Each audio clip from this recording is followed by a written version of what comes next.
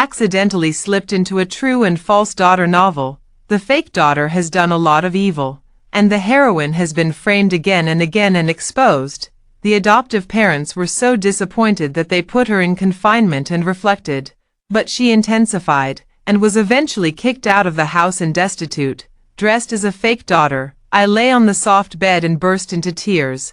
This earth-high wealth is finally our turn to be lazy. When the confinement ended, the adoptive mother sighed. Do you know it's wrong, you're skinny? Seeing my rounded face, she couldn't take it anymore. I immediately threw myself into her arms and said sincerely, Mom, I was so bad before. Apply for another month of reflection, foster mother. Hello, everyone, welcome to my channel. Subscribe us to read wonderful novels every day. Now the story begins. She reached out and touched my forehead, her tone worried. Ouch, do you want to see a doctor?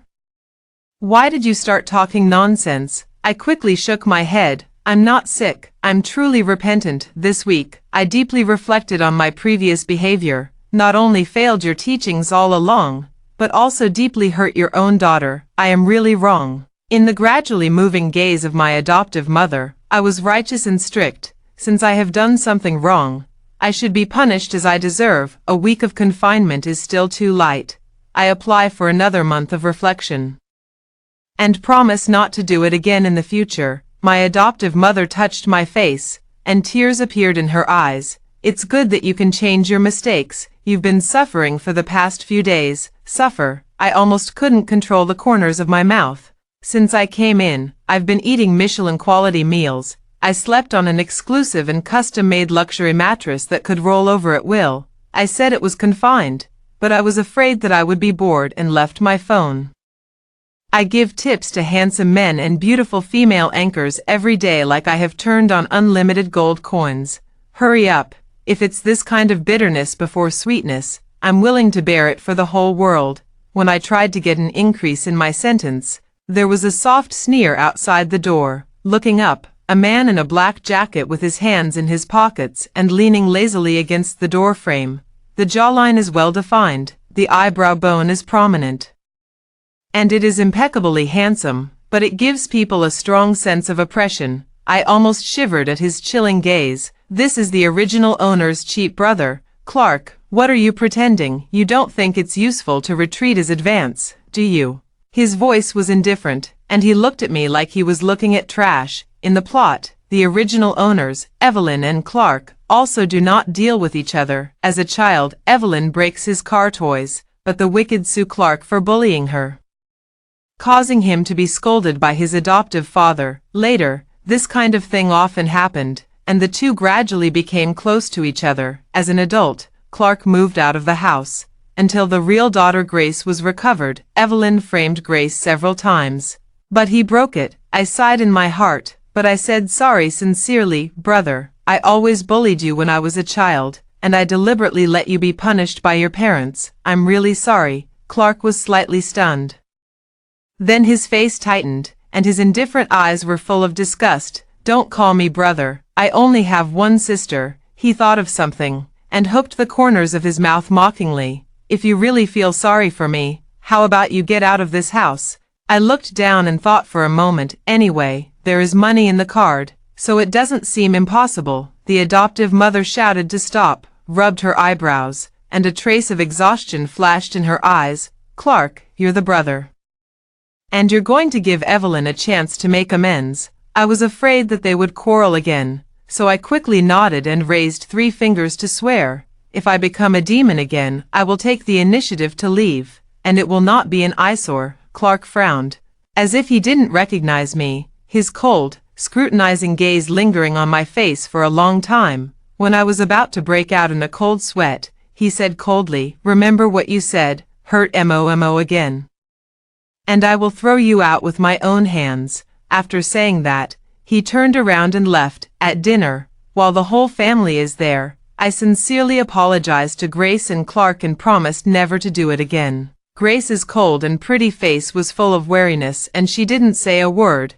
Clark sneered even more, not bothering to lift his head. No wonder they hate the original owner so much. The adoptive parents were really nice to her. For the first 20 years, he held her in the palm of his hand, Later, after knowing that he was wrong, he did not change his attitude, but tried his best to treat everyone equally on the premise of compensating the heroine. But Evelyn, who has long been spoiled, can't stand the slightest drop, even if it's her own dove occupying the magpie's nest, so she behaved again and again, and tried her best to make her adoptive parents misunderstand the heroine Grace, vicious, but the IQ can't keep up, so every time it is quickly debunked. This time it was she who almost pushed Grace downstairs during an argument, and her adoptive parents couldn't bear it anymore and decided to punish her. Fortunately, the plot is only in the early stage, and the original owner did not cause irreparable damage to the heroine. I can save it again. The adoptive father looked relieved. It's good to know it's wrong. Silently, what do you say? Seeing that she was stunned for a moment, I quickly answered, I've done too many wrong things. It's perfectly fine if you don't forgive me, and the victim has the right to refuse to forgive. Everyone looked at me in amazement. Grace's gaze at me was a little complicated, and she was silent for a moment before she spoke. I forgive you. I hope you really know you were wrong. I nodded quickly and looked at Clark expectantly. After all, in the end, he personally kicked the original owner out of the house. Clark snorted sarcastically, looking away. Grace's tone was helpless. He probably forgave you, Clark retorted. I didn't say that, but the tone is much better. This scene made the adoptive parents happy and couldn't stop talking. Before, the discord between their children was the most troublesome thing for them, but now it is finally clear. For a while, the restaurant was filled with a fairly warm atmosphere. I breathe a sigh of relief that I won't be on the streets anymore. Lie flat life, I'm coming, for the next month, in addition to lying down. I was engaged in relationships. Don't look like I'm lazy like this, but I'm doing a good job of being sophisticated. Sometimes a sweet mouth can bring a lot of hidden benefits. The afternoon tea provided by the pastry chef will give priority to my tastes. The maid would tell me a lot of gossip about the villa. The housekeeper will report to my adoptive parents on my recent performance. As soon as they were happy, they sent me money again, except that Clark doesn't give me pleasure from time to time. When you see me, I'm having fun talking to others. He would sneer inexplicably. You're going to buy people's hearts. In order not to hinder his eyes, I endured the pain and went out, leaving early and returning late. A week later, I sneaked up to the door of Grace's room. As soon as he put the box in his hand on the ground, Clark's cold voice came from behind him. What do you want to do with Grace? I turned my head in fright and sprained my neck. It hurts. After a period of chaos, I was taken to the hospital by the housekeeper for filming. It's already evening when I put on a fixed neck brace and go home. I just saw Grace looking at the gift I gave her with a complicated expression. A handmade ceramic mug painted with physical symbols and formulas. Grace is going to be a physicist. Clark looked slightly uncomfortable. What the hell are you doing with a cup? I'm weak. What? I'm afraid Grace won't accept it, so I can only apologize in this way. According to my experience, it's best not to have a grudge against the heroine. It's even better if you hug your thighs. Grace smiled at me for the first time in a long time. It's faint, but it's like a spring breeze. Thank you. I love it. I tilted my head and bent my eyes. If you like it. Oh yes. Lying flat and living a more stable life. The adoptive parents scolded Clark when they found out about it. Now he hung his head and was reprimanded, not saying a word. I was afraid that he would retaliate against me, so I hurriedly persuaded me. It's not my brother's fault, it's that I'm moving too much. He gave me a cold look. Shut up, me. After the cervical spine injury, I had a reason not to go out of the room. Joy, who has the best relationship with me, comes to feed me every day. I took a big mouthful of meat in my mouth and praised it indistinctly. Joy feeds the most fragrant rice. I can eat 2 large bowls. Joy's eyes narrowed into a slit with a smile. Hey, I'm also very happy to see the second lady eating deliciously. Joy, why are you so good? You must be happy to be your grandchildren. Ouch, this little mouth is really good at coaxing people. Eat more. If only you could feed me every day in the future. My appetite would have dropped without you, alas. Second miss likes it. I can feed it every day. Wow, really? Outside the door, Clark couldn't stand it anymore and pushed the door open with a dark face.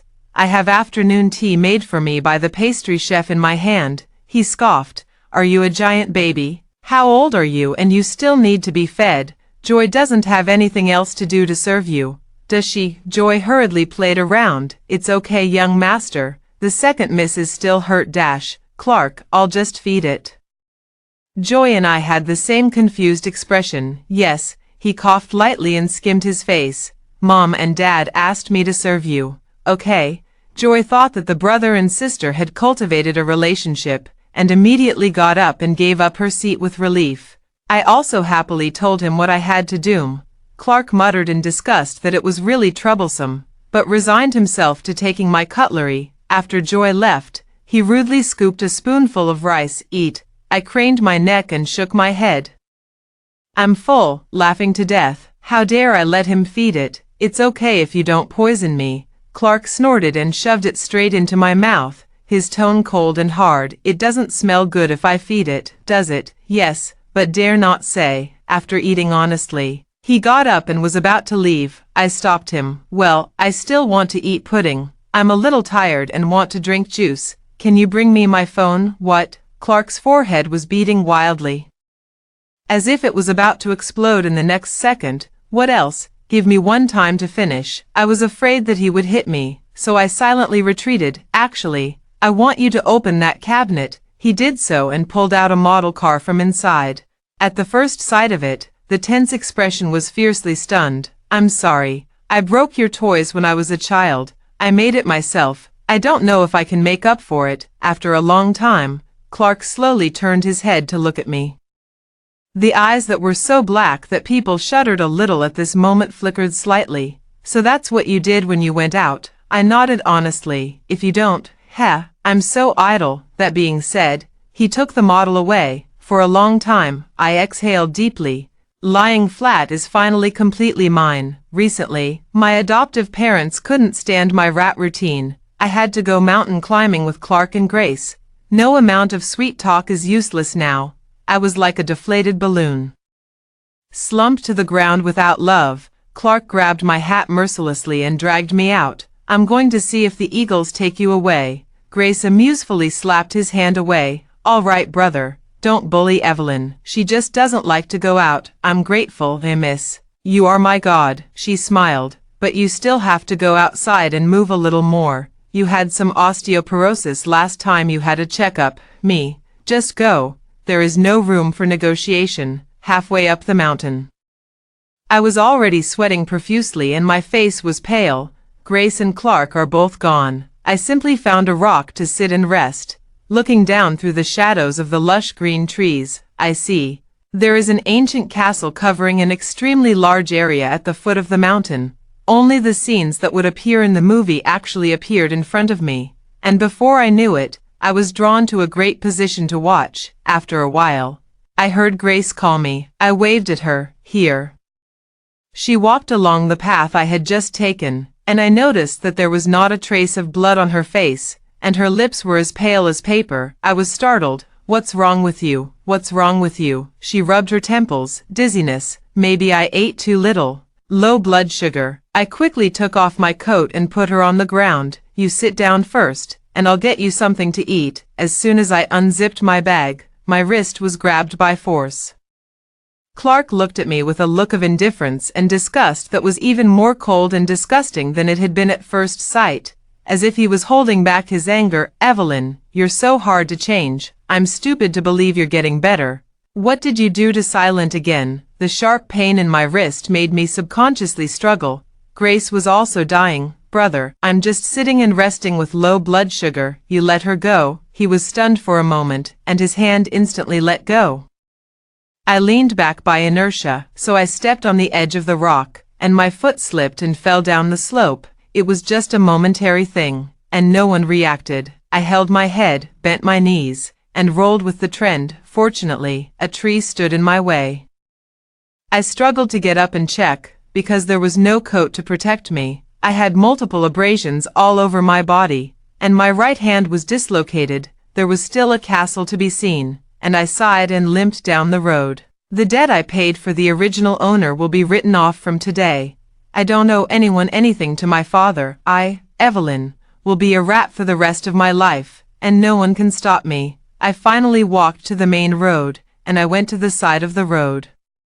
I don't know how long it took, but a Bugatti slowly stopped in front of me. The car door opened, and I struggled to open my eyes to see a man in a black suit who looked like a model. I was stunned and said, "May I ask if I'm dead? Otherwise, why did I see the angel?" The man in the car paused, slowly casting a glance at me. After getting in the car, I learned that this amazing-looking man had business dealings with his adoptive father. The driver of the car was an elegant and respectful middle-aged man.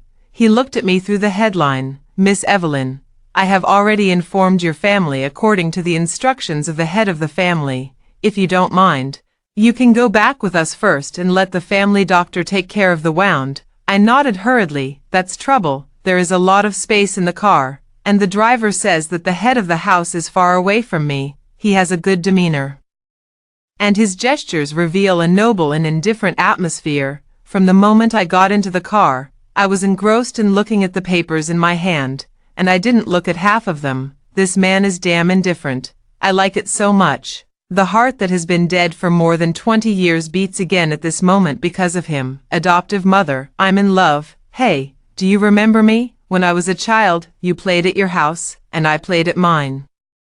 And we didn't know each other since we were children. There was a dead silence in the air, and I could hear the sound of crows flying overhead. The driver's pupils seemed to twitch for a moment, and then silently raised the partition. I kept going. "Sir, are you thinking about becoming an actor?" He finally closed the file and glanced at me without any emotion. "Huh? I sincerely invite you to play the leading role in my life. I'm sorry, I don't like people with bags in their heads."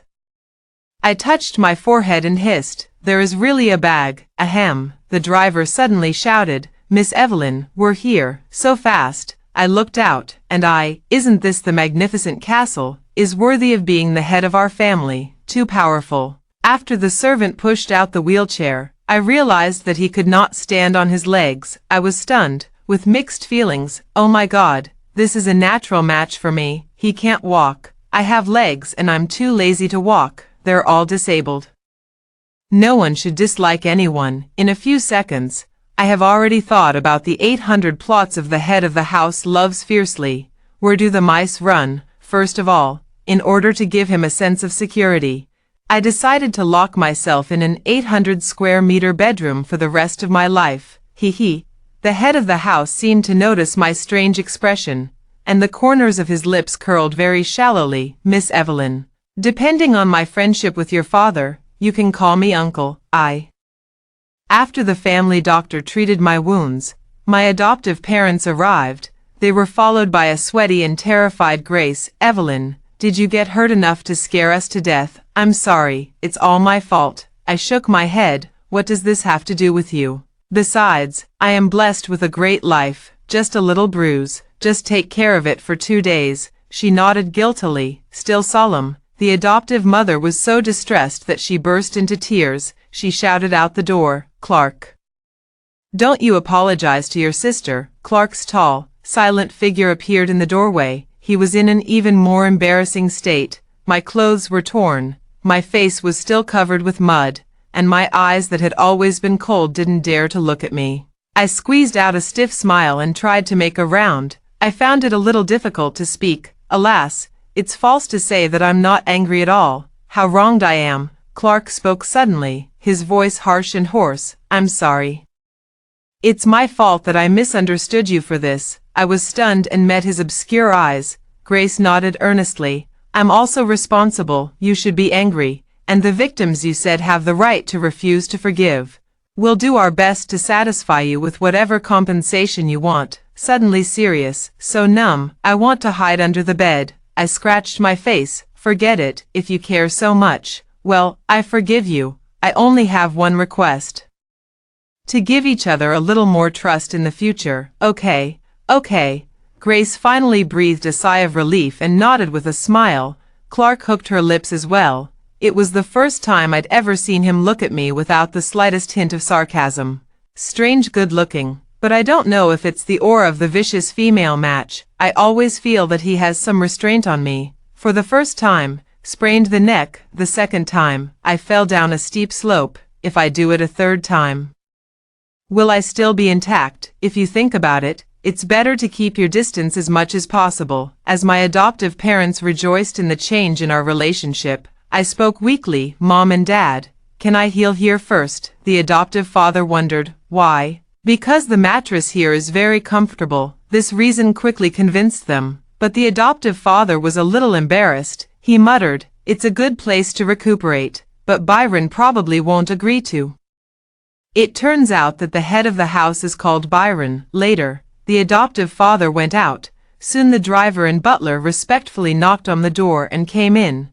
The owner of the house said that it is an honor for Miss Evelyn to be liked by Miss Evelyn.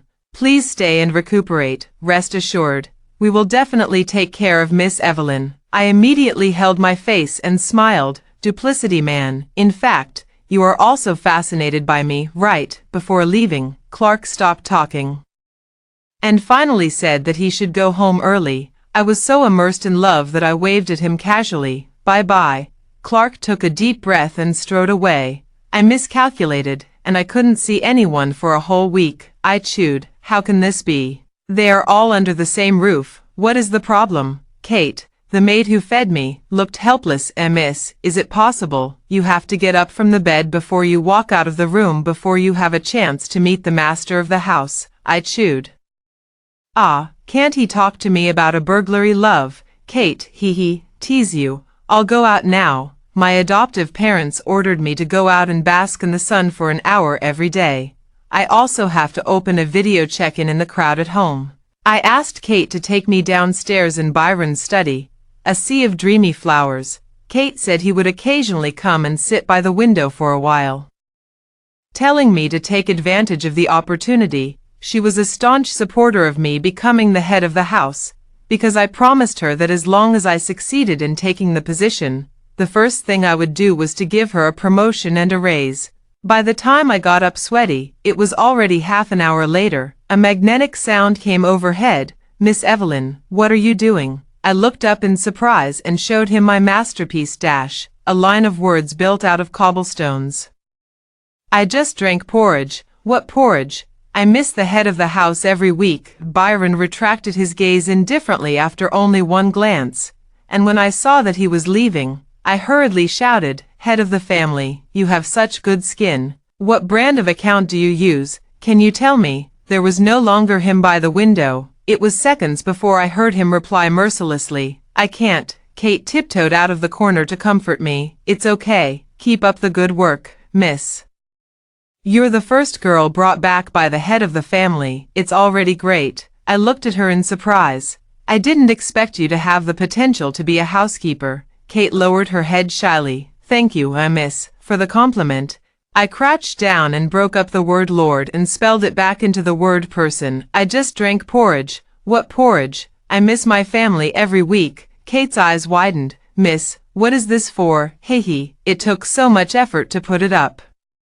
Of course it has to be recycled. I started a group video in my home. Today was the weekend. They were all at home, and they picked up quickly. I focused my camera on the words on the ground. Today's exercise level has reached the target. Please review it with your family. The adoptive mother smiled. Evelyn, we miss you too. The adoptive father tried his best to suppress the corners of his mouth. Ahem. Come back early. Grace chuckled. Just have fun. Clark looked away uncomfortably. Tisk.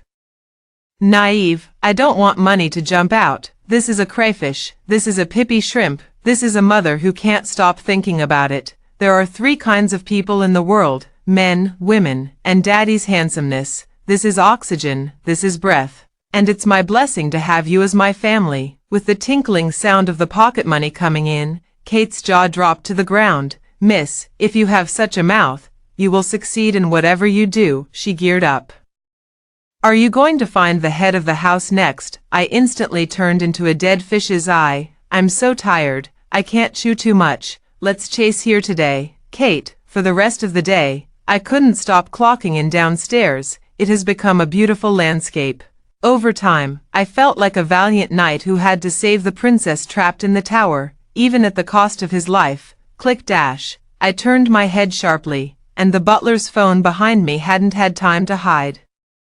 He smiled awkwardly under my piercing gaze. "Oh, my nephew is going to give birth. I'm going to deliver the baby first. Miss Evelyn, you go on, go on." Boring. Byron's voice rang out with mine. I immediately looked up in surprise. "Family master. I haven't seen you for a day.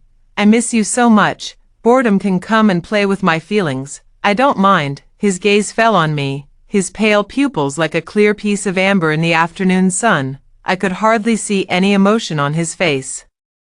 But today he turned around and the corners of his lips seemed to hook for a moment. The beauty smiled, and the country and the city were captivated. I froze where I was. Kate reached out and shook it in front of my eyes. "Miss, are you all right?" I clutched my pounding heart and floated away. I said, "Don't seduce me casually. Now I'm at the age of love." At night, I had an indescribable dream all night, and I felt ashamed for the first time in a long time.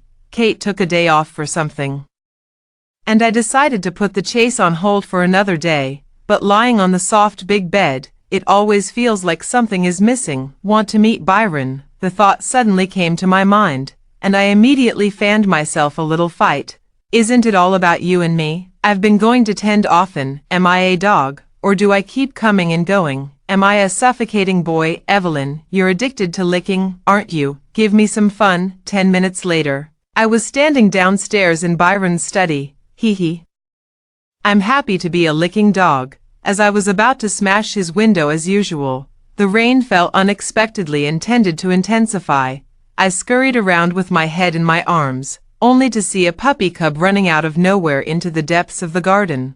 "It's alone in this weather, and I don't know if I'll survive." I gritted my teeth and followed, but the garden was too big and I got lost. In front of a 3-story white spire, I held my shivering puppy in my coat. I didn't bring my mobile phone, and the rain had turned into a column of water, and I couldn't go back at all. Fortunately, I specifically asked the butler, and he said that there is no forbidden place in the whole castle that cannot be entered. I simply carried the puppy into the tower to shelter from the rain. I didn't expect that although the top floor was cramped, it was clean and warm, probably cleaned regularly. After finding a towel to dry the puppy, he barked at me with wet eyes. "It's so cute. It's raised." Before I knew it, I was asleep to the sound of the rain crashing against the glass window.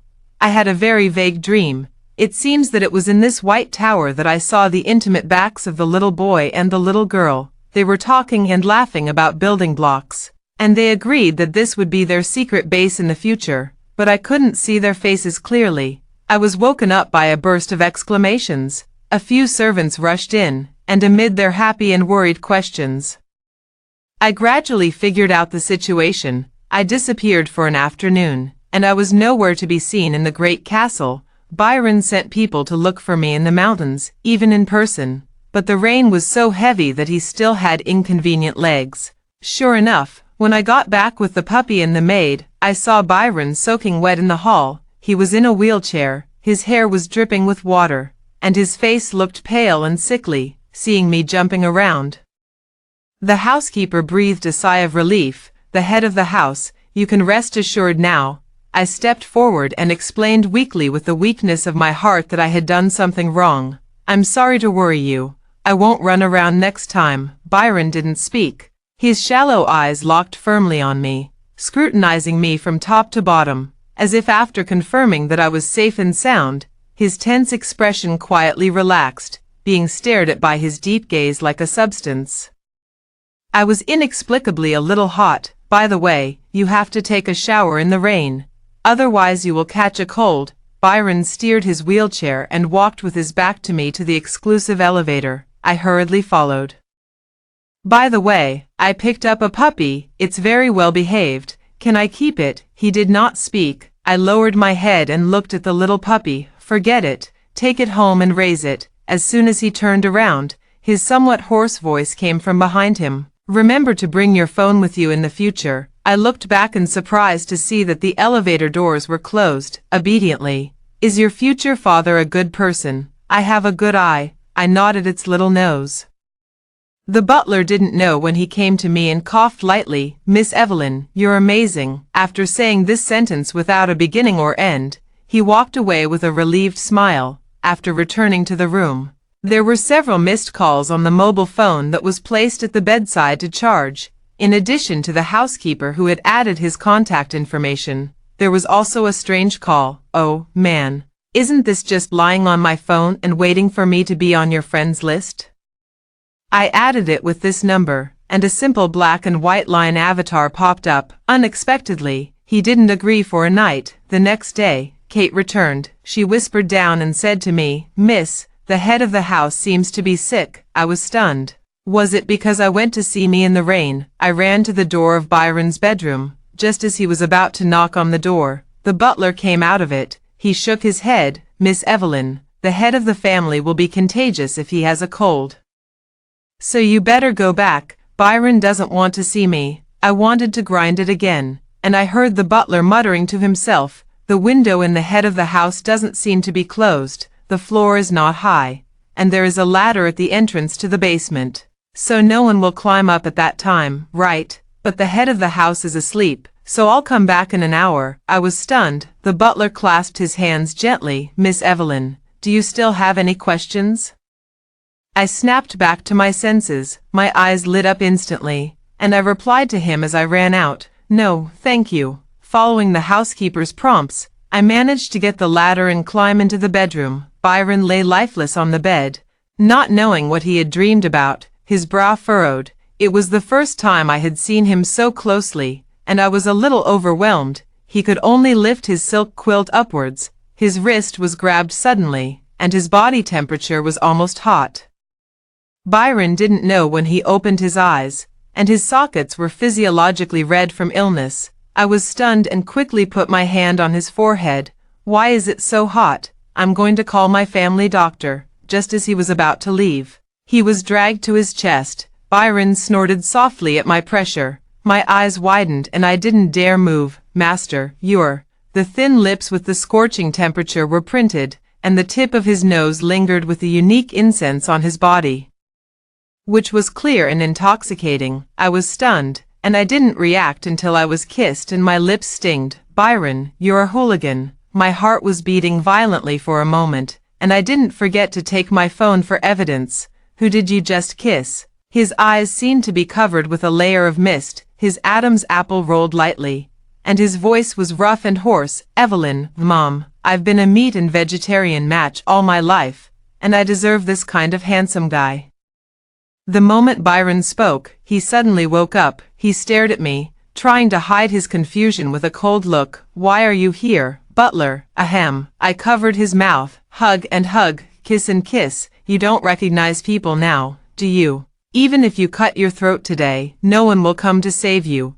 Byron was so angry that his whole face turned red. As soon as the words fell, the butler pushed the door open. What I saw was my overlord hard bow. He hesitated for a moment, but in the end he was still worried about the safety of the head of the family, and severely condemned me. "Miss Evelyn, the head of the house is still sick. You are too anxious, Byron." Although I was kicked out before I could do anything, but I got my wish and added it to Byron's WeChat. "Officially start the stalking mode." "Me, brother, who were you warming when you snubbed me?" "Head of house." "Me, why don't you ignore me?" "I'm sorry I crossed the line. I think our relationship hasn't reached that point yet. It's just a kiss." "Head of house." "Me, what did you give me a drink? It's so hot. I didn't come back for 10 minutes. "Me, you're so nice, and you'll cool me down with cold violence." Being kissed by the head of the house is like a cow or horse being fed with stimulants. My head is no longer dizzy, my feet are strong, and my spirit is gone. I even got up early for a week to share breakfast with him. Byron looked patiently at me, who had almost crossed over him. "Miss Evelyn, don't you get a little more sleep?" I kissed him on the side of the cheek with lightning speed, because I dreamed that someone said they missed me. The maids' pupils shook when they saw this scene, and then they all lowered their heads. The butler standing on the side smiled at his aunt. Byron froze a sculpture directly, and the pinna of the ear quickly turned a thin red. He drove away with his wheelchair and I chased him into the elevator. If you hide from me again, I'll tell my dad that the two families will marry, and you won't marry." Byron was silent for a moment, then suddenly smiled. "Miss Evelyn, I'm just a cripple. What's in it for you to marry me?" I tilted my head in astonishment, and met his eyes like a pool of stagnant water. "It's a light color that symbolizes vitality, but it's lifeless." After the elevator reached the second floor, he withdrew his gaze and prepared to go out. I grabbed him. "Why isn't it good? You are handsome, capable, gentle, and polite. Even if I always annoy you and cause you trouble, you never get angry. In fact, I am not so thick-skinned. If you show dislike for me, I will not pester you. As for your legs," at this point, he didn't look at me, but secretly his jaw was tense, and the back of his hand burst out with distinct green tendons due to excessive force on the armrest. "From the first time I saw you, I felt that we were a natural pair," in his stunned and quivering gaze. I sat on his lap. "You know, I'm lazy. I'm lying down most of the day, even if you never get up, because I'm never going to run around. I'm going to be in your sight forever, and you can see me when you look up." I giggled around his neck. "Besides, I can sit on you when I'm too lazy to walk. It's so convenient." Byron's stagnant eyes seemed to ripple in circles at this moment, and they were rejuvenated. His chest rose and fell violently, as if some kind of hidden emotion could no longer be suppressed. Sensing the strangeness beneath me, I was stunned for a moment and then looked at him meaningfully. "I guess I missed a good thing just now." He covered my mouth and turned his head away like an army.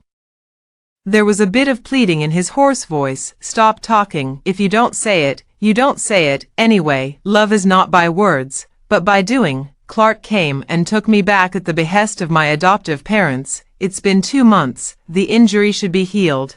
I think you're happy." He twisted his eyebrows around his arms and looked at the obedient man who was coquettish at him, with a look of disgust.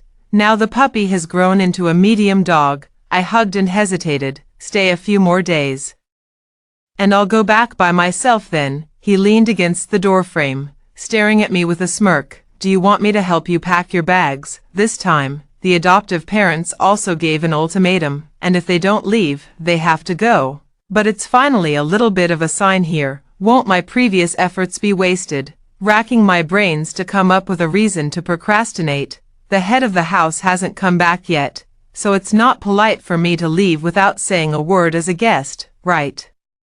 Clark looked at me suspiciously for a long time. "If you're so nostalgic for the mattress here, I'll find someone to make you an exact one when you go back." "Right." I was stunned. "Huh." He turned and walked away. "Forget it. Let's talk about it when he comes back." As I went downstairs, Kate stopped me. The words "the sky has fallen" were written all over her face. "Miss, isn't this your home? Where are you going back? What should I do if you leave? What will the head of the family do?" My face was heavy. "Don't worry, I won't give up on your master." There was a voice behind him. "What did you say?" I jerked my head back, my neck clicking again. "Show." The scene recurred, and Clark's face changed, and he immediately stepped forward to check on my injuries. Fortunately, I just turned around and didn't get hurt like last time. When Byron returned, he bumped into Clark with his hand on my neck. His eyes sank instantly. I didn't notice it, and immediately happily stepped forward to greet it, and it instantly turned into a clip sound. "Brother of the head of the house, you are back." Clark grabbed me by the collar and pulled me back, with a black face. "Whose brother are you called? Don't you have a brother yourself?" I looked at him wonderingly. "Didn't you let me call you brother?" He choked for a moment, about to say something, when Byron whispered, "Mr. Clark, have something to do with me." Clark's lips hooked, but there was no smile in his dark eyes. "I'm here to take Evelyn home." I shook my head with a bitter face, but he held the top of my head. Byron only gave me a nonchalant look and looked away. "It's getting late, Mr. Clark. Let's stay here for one night before leaving." Clark didn't speak, but I always felt that the aura between them was a little bit unmatched. The housekeeper was afraid that I would be tired, so he put a hammock in the garden. "As soon as you look up, you can see Byron's study and bedroom." The moonlight was very good tonight, and after dinner, I took a bottle of soda to the moon before the flower. The light in Byron's study was on, but he didn't open a window for a long time. "I'm leaving, and he doesn't want to be reluctant at all." I took a sip of soda and found that it didn't taste right. One look, cocktail, help, take the wrong one. In the original world, I would get drunk to death when I got drunk, and I didn't know this body dash. Before he finished speaking, his eyelids began to sink. The moon is in the sky. The two men confronted each other in silence, Clark's expression grim as he looked at Evelyn's sleeping face and spoke slowly. I know she's a little bit on you, but you're not the right fit. Byron tugged at his lips. Whether it's appropriate or not, you don't count. Clark scoffed and gently picked Evelyn up. Gaze coolly swept over Byron's legs, raising an eyebrow at him. If I were the bad guy, you wouldn't even be able to stand up now, let alone protect her. For her sake, give up. Byron's expression didn't change, only the wheelchair handrail knew how angry and out of control he was at the moment. Look at their backs in the distance. The hands resting on the unconscious knees clenched into fists, glowing white. Eventually, he could only hang down weakly. When I woke up, I found that I was home. No, that's right. I ran out the door barefoot and bumped into Joy with a surprised face. Second Miss woke up so early. Mr. and Mrs. are downstairs. Do you want to go down and have breakfast together? I stopped. I have a lot of things to ask in my stomach, and I don't know how to say them now. Forget it, it's important to eat. As soon as I turned my head, I bumped into Clark, who was a little blue under his eyes. I couldn't help but ask, you brought me back overnight? He pointed to his dark circles. Or else, I whispered, there's no need to be in such a hurry. I haven't said goodbye to the head of the house yet. What? Nothing. All right. The clown dog has also brought you back. Hurry downstairs. He looked down at my bare feet, his eyebrows furrowed.